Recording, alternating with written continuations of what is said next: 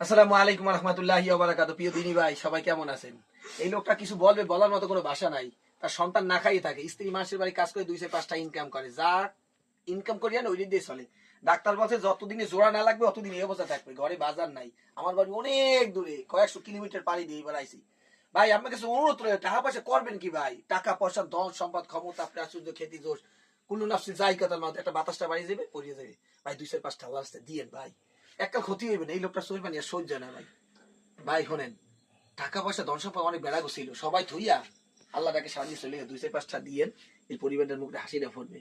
আর কোন দয়াবান ব্যক্তি যদি চান যে না আমি দিতে পারি নাই, ভিডিও শেয়ার করে দিই, এমন একটা ব্যক্তির কাছে যাইতে পারে, হয়তো আল্লাহ তাআলা কুদরতি হাত দ্বারা তার মনটার ভিতরে এমন জজমা পয়দা করে দিতে পারে যে না আমি হাইতে কোন মুখী কিছু একটা চিকিৎসাকে 2-5টা দিই, এই বেড়ার কষ্টটা সহ্য হয় না ভাই। আল্লাহ রাস্তায় রইলে ভাই আমি পাও ধরিয়া ভাই 2-5টা ভিক্ষা হিসাবে দিয়েন ভাই। চার দোকানে চাইনিজ রেস্টুরেন্ট কতটা ব্যয় হয়ে যায় না ভাই, 2-4টা দেন না। কিয়ামতের কঠিন মধ্যে নামাজ পড়েন না, রোজা রান না, হজ করেন না, জাকাত দেন, আল্লাহ তাআলা ইউসিল হিসেবে ক্ষমা করে দিতে পারে। ভিডিও বেশি বেশি শেয়ার দিয়ে দেন ভাই। ওনাদের কিছু জিজ্ঞাসা করবো, কিছু কমু কর্ম তো ভাষা কইতে পারতেছে না, কারণ যে কইবে এটা তো বাস্তব প্রমাণই পড়ে রয়েছে ভাই। কর্ম তো কোনো ভাষা নাই ভাই। তাই ভালো থাকেন ভাই, আর কিছু বলুন না। ফি আমানিল্লাহ। আসসালামু আলাইকুম রহমতুল্লাহ।